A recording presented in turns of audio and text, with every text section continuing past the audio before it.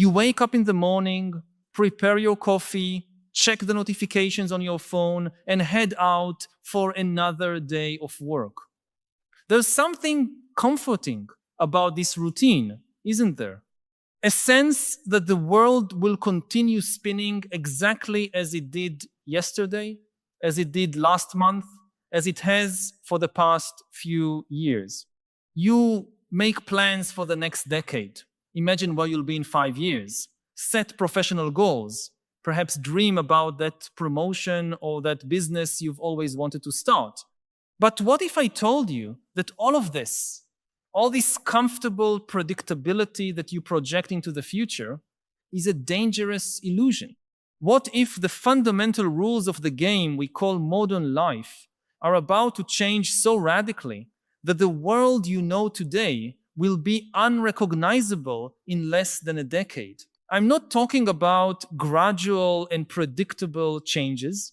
I'm talking about a transformation so profound that it will make you look back at this exact moment when you're watching this video and think about how naive we were to believe that things would remain stable.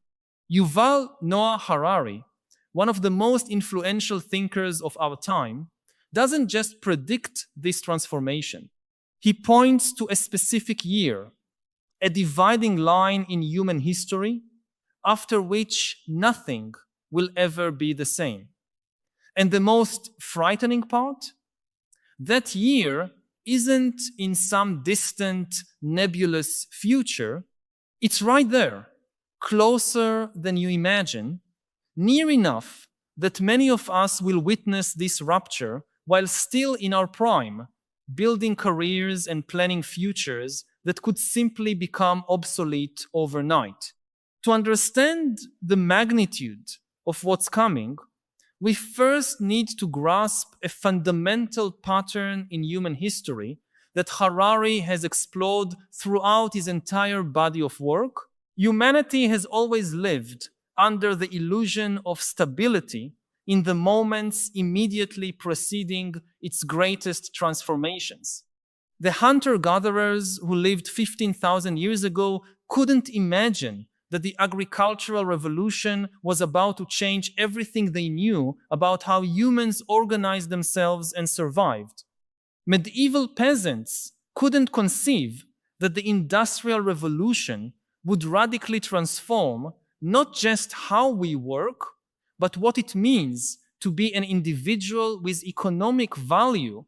And even when these transformations began, most people resisted believing in the extent of the changes, desperately clinging to the idea that the world would return to normal, that things would stabilize again, but they never did. Normal simply ceased to exist, replaced by a new normal that would have been unimaginable to the previous generation. What makes the next transformation particularly unique and frightening is the unprecedented speed with which it will occur. Previous revolutions took centuries, or at least decades, to fully unfold.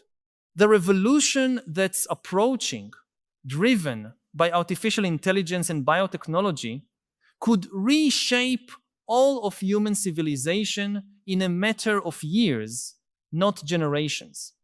And Harari has been consistent in pointing out that we're entering the critical phase of this transformation now in this decade, with a point of no return likely occurring around 2030. 2030. Let that number resonate for a moment. It's not the year 2100. It's not some science fiction future distant enough to be abstract. It's only a few years ahead.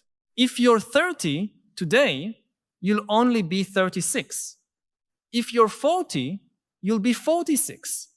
You'll be in the prime of your professional life, possibly with school-age children, with mortgages and retirement plans based on assumptions about how the world works. And suddenly, these assumptions may prove completely obsolete. Around that time marker, according to Harari's analysis and that of many artificial intelligence experts, will cross a crucial threshold. It will be the moment when artificial intelligence systems not only perform specific tasks better than humans, as they already do in many fields, but demonstrate general cognitive capabilities that rival or surpass ours in virtually every domain. We're not talking about sophisticated calculators or specialized algorithms. We're talking about artificial entities capable of genuine creativity, deep understanding, autonomous learning at levels that make human intelligence, for the first time in history, no longer the gold standard of cognitive capability on the planet. But what does this really mean for you, for your concrete life, for the plans you made last night before going to sleep? It means that the foundation upon which we've built our modern identity, the concept of human economic value through work, is about to crumble. For millennia, humans had something unique to offer. Even when machines began to replace our muscles in the Industrial Revolution, we still had our minds, our capacity to think, create, judge, make complex decisions. That was the last fortress of human economic relevance. But what if that fortress is the next to fall? What if, for the first time in history, humans are no longer necessary to perform even the most sophisticated cognitive tasks? This isn't just about some jobs being automated while new jobs emerge in other sectors, as happened in previous revolutions. It's about the real possibility that the very notion of human employment, as we know it, becomes fundamentally obsolete on a timescale that doesn't allow entire societies to adapt gradually. A truck driver might be replaced by autonomous vehicles, but perhaps could retrain as a programmer. But what if programmers are also replaced, and teachers, and doctors, and lawyers, and artists, and scientific researchers?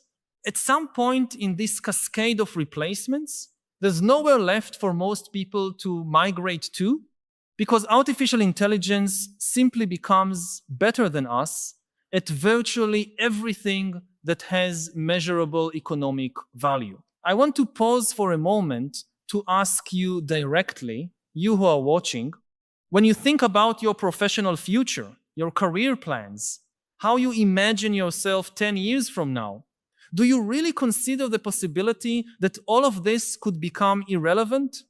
Not because of any failure on your part, not because you didn't try hard enough or didn't adapt, but simply because the fundamental nature of human work changed in ways that are beyond any individual's control?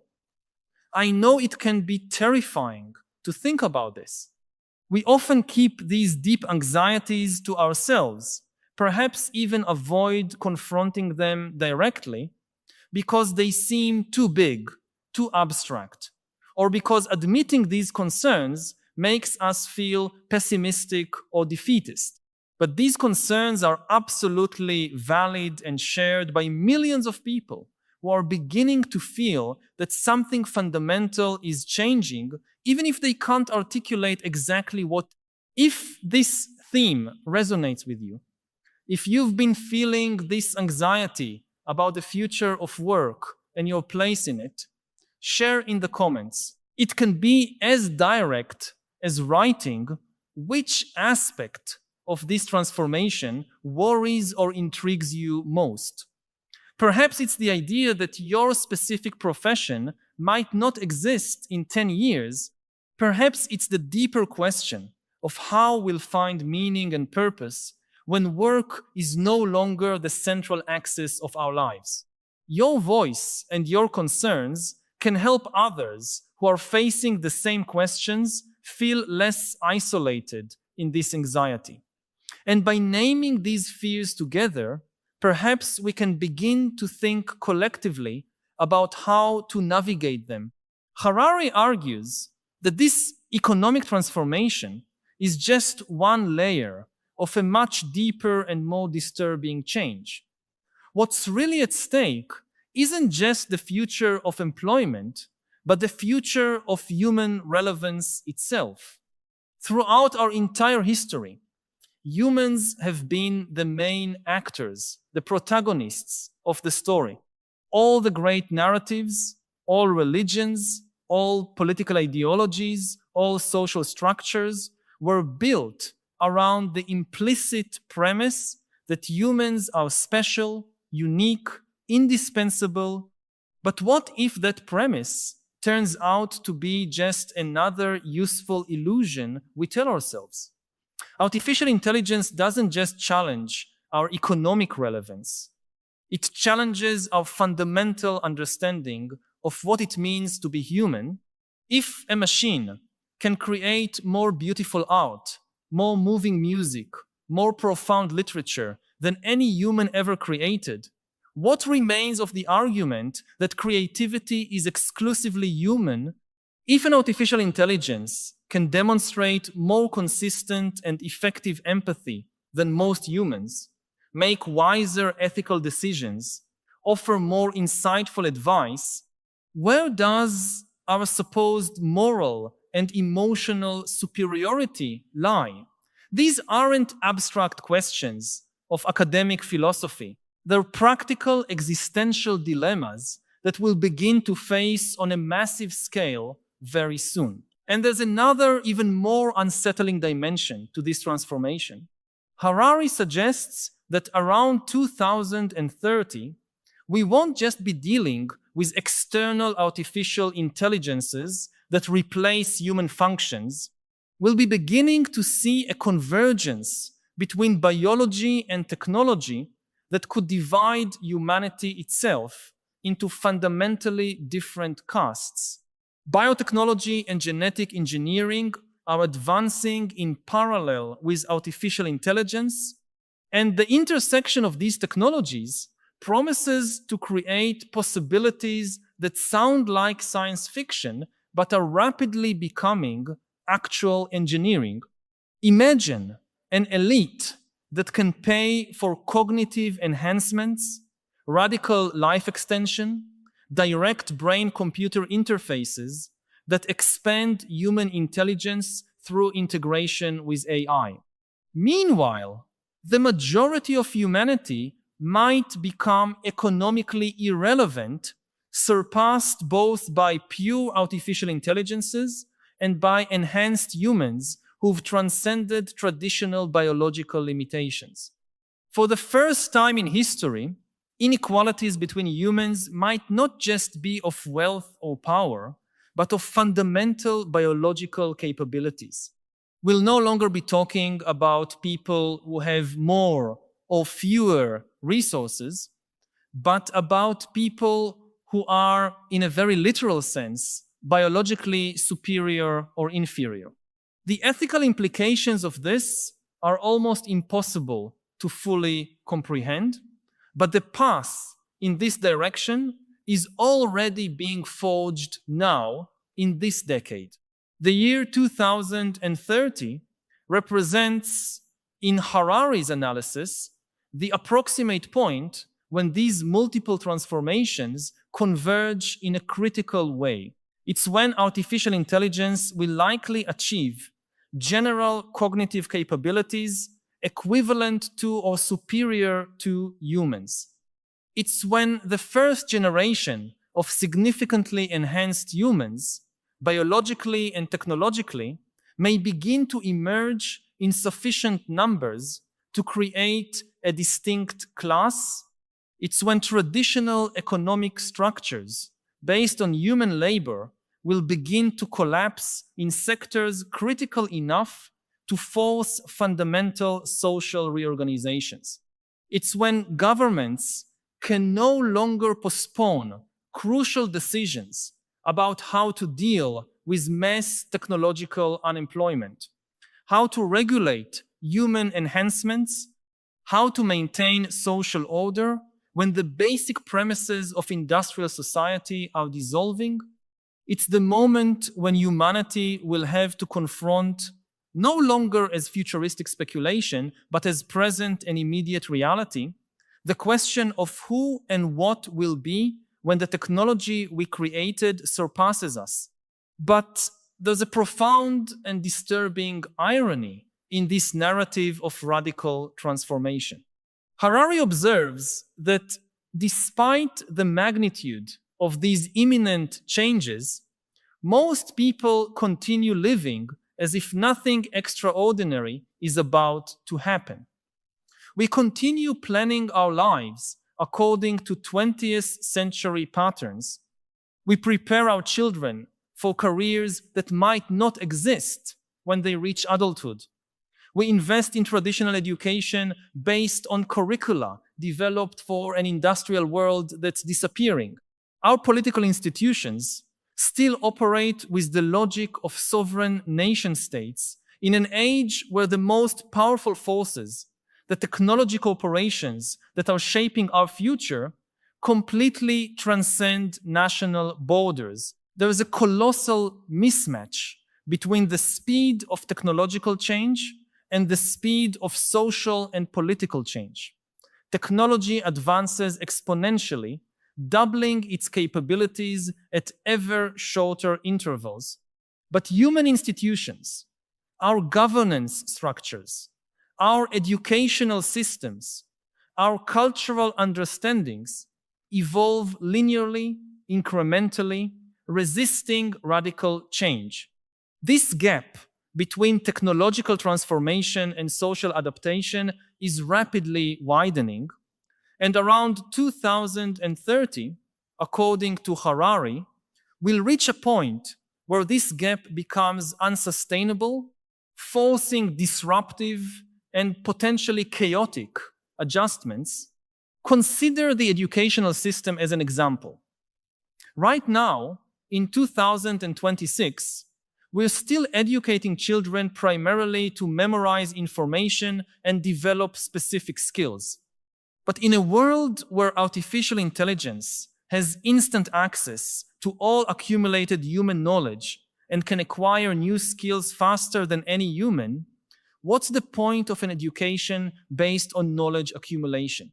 We know we need to fundamentally change how we prepare the next generations, focusing perhaps on adaptable creativity, emotional intelligence, ethical thinking, capabilities that may remain distinctly human, but making this transition requires completely reimagining not just curricula, but the very structure of how we understand education and human development.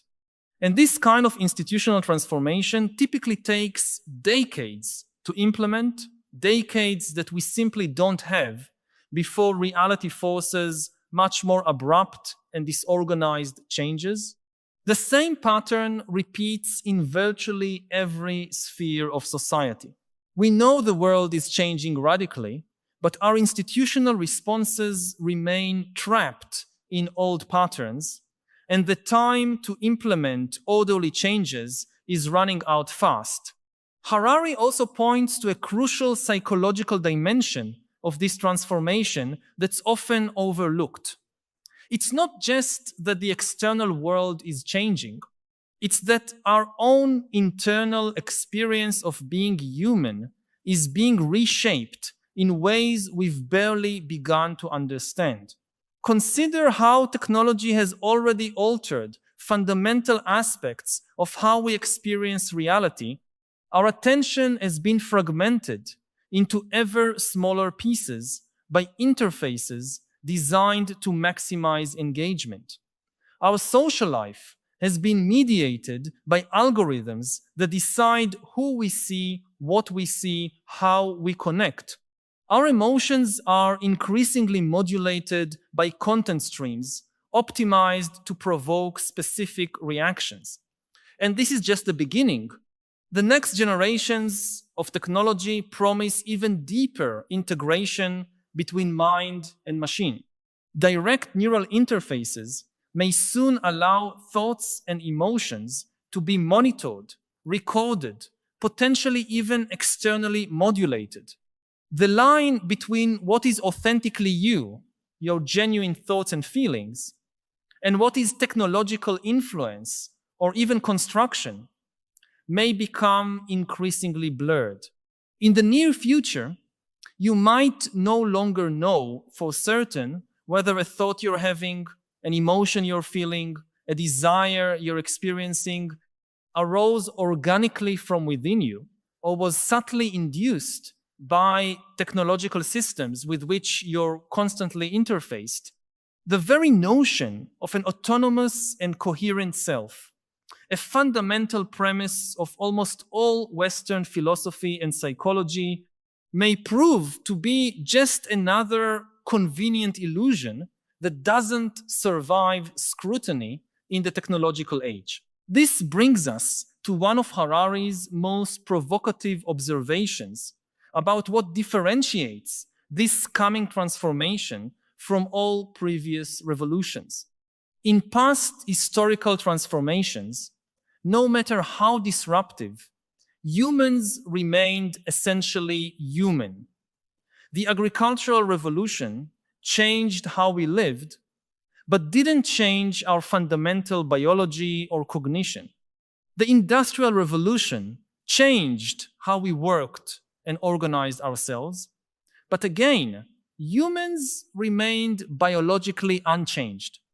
The current digital revolution changed how we communicate and process information, but so far hasn't directly altered our brains or bodies.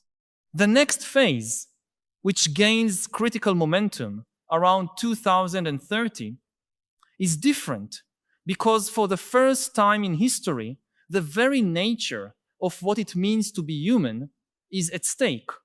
We are acquiring the power to redesign not just our environment, but ourselves. We may soon be able to edit our genetic code, expand our cognitive capabilities through technological interfaces, radically extend our lifespan, even upload aspects of our consciousness to non-biological substrate. These possibilities raise profound philosophical questions. If you modify your biology and cognition so radically through technology, are you still you? At what point do the modifications become so extensive that they essentially create a different being? And who decides which modifications are allowed? Who has access to them? What kind of humanity we want to become? These aren't questions we'll have the luxury of debating abstractly for decades. The decisions are being made now, often by private corporations and research laboratories operating with minimal regulatory oversight. Around 2030, according to projections by Harari and other thinkers, we'll be confronting the first concrete results of these decisions, the first generation of technologies and practices that begin to fundamentally reshape the human condition. And as a society, as a civilization, we're profoundly unprepared for these choices. Our ethical frameworks were developed for a world where humans were essentially biological constants, where technology was something external that we used, not something that rebuilt us from the inside out.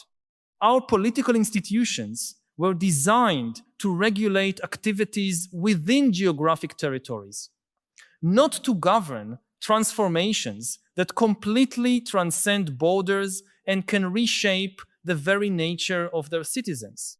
Our cultural and religious narratives about meaning and purpose were built around the premise of a fixed and special human essence.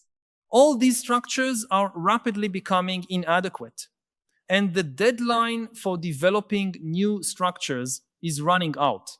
There's also the question of how these transformations will unfold unequally around the world, creating not just inequalities within societies, but potentially fundamental fractures between different regions and nations. The artificial intelligence and biotechnology revolution is being driven primarily by a small number of developed countries and an even smaller number of technology mega corporations. When these technologies reach sufficient maturity to reshape societies around 2030, access to them will be profoundly unequal. Some nations may have the technological capabilities, infrastructure, and resources to adapt, to develop new forms of social organization, to offer their citizens access to cognitive and biological enhancements. Other nations, especially in the developing world, may be left completely behind, trapped in modes of social organization that have become obsolete, with populations whose skills no longer have value in the new global economic marketplace.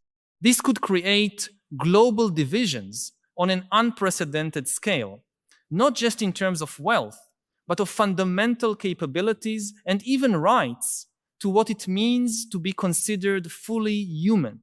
The geopolitics of the end of this decade and beginning of the next may be dominated not by disputes over natural resources or political ideologies, but by conflicts over access to technologies that determine who gets left behind in humanity's transformation and who advances to post-human forms of existence. But perhaps the most disturbing aspect of all this is the question of control. Who exactly is directing this transformation? Who will make the crucial decisions that will shape humanity's future? Harari argues that we're in a historically unique situation where the forces reshaping our reality are largely non-governmental, non-democratic, and operate at a speed that makes effective public oversight almost impossible. A handful of technology company CEOs and their engineering teams are making decisions that will have more profound impacts on humanity's future than most international treaties or national legislation. And they're doing this without any democratic mandate, often without adequate transparency, driven primarily by competitive and market imperatives rather than considerations of long-term human well-being.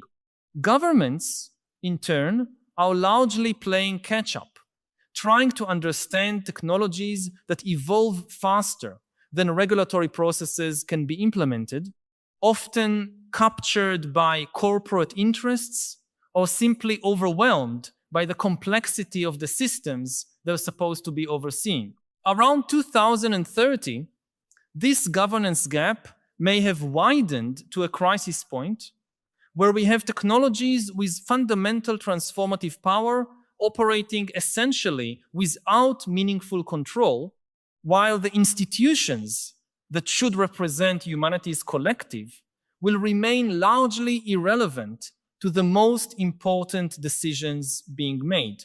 So if the world as we know it really has its days numbered, if we're approaching a historical inflection point around 2030, the inevitable question is, what can we do? How can we navigate such a profound and apparently irresistible transformation? Harari doesn't offer easy or comforting answers, and it would be dishonest of me to pretend that simple solutions exist. But he offers some principles for thinking about how we might approach what's coming. First, brutal recognition of reality. We need to stop pretending that the world will remain fundamentally the same, that we can simply continue with our lives and plans as if nothing extraordinary is happening. Denial won't protect us from the transformation that's coming. Second, radical flexibility. In a world changing this rapidly, the most important skill may be the ability to continuously reinvent yourself, to abandon old identities and competencies when they become obsolete, to learn and adapt throughout life. Third, focus on what may remain distinctly human instead of trying to compete with artificial intelligences in domains where they'll inevitably surpass us. Perhaps we should cultivate the capacities and experiences that define our humanity in ways that go beyond economic utility, genuine creativity, deep emotional connection, ethical wisdom, awareness of our mortality and finitude, the capacity to find meaning not just in productivity but in existence, and perhaps most importantly, radical political engagement. The transformation that's coming isn't an inevitable natural process like a hurricane or earthquake. It's the result of human choices, even if those choices are being made by a very small group of people. As a society, as a civilization, we desperately need to regain some degree of collective control over our destiny, to develop governance structures that can effectively guide these powerful technologies toward directions that serve long-term human well-being, not just short-term profit or geopolitical competition. If you've made it this far in this reflection, if these ideas have provoked something in you, whether a growing discomfort or a curiosity about how we can think more deeply about these challenges, consider joining us on this ongoing journey of exploration. By subscribing to the channel, you'll become part of a community of people who aren't satisfied with superficial narratives about our future, who want to understand the profound transformations we're living through, who seek not just information, but wisdom to navigate these extraordinary times. Each week, we share new perspectives on the philosophical, technological, and existential questions that define our era, always with the goal of illuminating paths through complexity and cultivating a deeper understanding of what's at stake when we talk about humanity's future. I don't offer comforting certainties, but a space for honest and courageous thinking about the real challenges we face. Subscribe to continue this essential dialogue together and to build a collective wisdom more adequate to the revolutionary times in which we live. The year 2030 is just an estimate, of course. The transformations Harari describes may occur slightly earlier or slightly later, but temporal precision isn't really the point. The point is that we're living on the threshold of changes that will fundamentally reshape what it means to be human. And that threshold isn't some distant and abstract horizon. It's the next corner, the next decade, within the lifespan and practical concerns of most of us. When you look at your children, if you have them, they'll grow up in a world that will be almost unrecognizable compared to yours. When you think about your retirement, if you're planning one, the assumptions about pensions and economic structures on which those plans are based may simply not hold. When you invest in education or career development, you're betting on patterns that may dissolve before the return on that investment materializes. This isn't a message of despair, but of urgent need for attention and engagement. We need, as individuals and as a society, to wake up to the magnitude of the historical moment we're living in. We need to have serious conversations about the kind of future we want, about what kind of humanity we want to preserve or become, about how we can maintain dignity and meaning in a world where our traditional assumptions about human value and purpose are being fundamentally challenged. The world you know has its days numbered. This is both terrifying and, strangely, can also be liberating. Because if the old rules are dissolving anyway, if traditional structures are collapsing, then perhaps we have a rare opportunity to reimagine not just how we organize our society, but what we value, what we aspire to, what kind of world we want to build from the ashes of the old. This transformation doesn't have to be just a story of loss and obsolescence. It can also be a story of evolution, of transcending old limitations, of creating new forms of human flourishing that we can't even fully imagine from where we are now. But realizing that positive potential, instead of simply sliding into dystopias of extreme inequality and loss of meaning, will require wisdom, courage, and above all, active collective engagement with the choices we're making at this very moment. Because 2030 may be when the consequences become undeniable, but the crucial decisions that will determine how this transformation unfolds are being made now, at this instant, this year, and all of us, in one way or another, through our choices, our values, our engagement, or our apathy, are participating in the creation of this future. The question isn't whether the world will change radically, it's what kind of world will emerge from this change, and whether we'll have sufficient courage and clarity to actively shape that future instead of simply being swept along by it. Information is the food of the mind. More information is always good for you. That's ridiculous. You think a lot about these topics, and how do you protect yourself against the negative consequences of AI? There are two main things.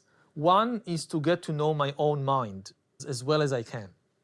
Because all these manipulations, they work by getting to know and exploit our own weaknesses. It's the oldest advice in the book. Get to know yourself better. The second thing is to keep some kind of an information diet.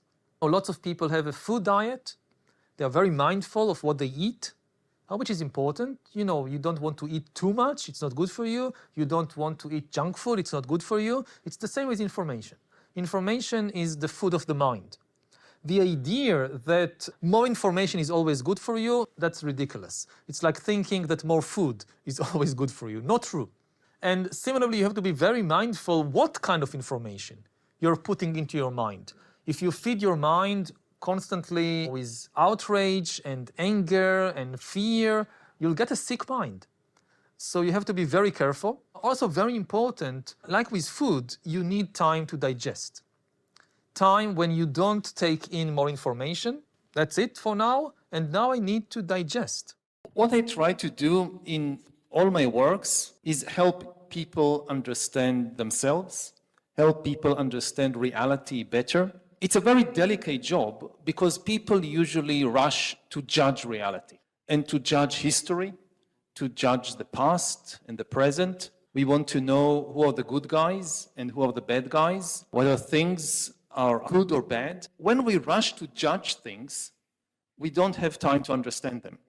In my writing, I try to write history without villains, without good guys and bad guys, but to understand the deep process of change.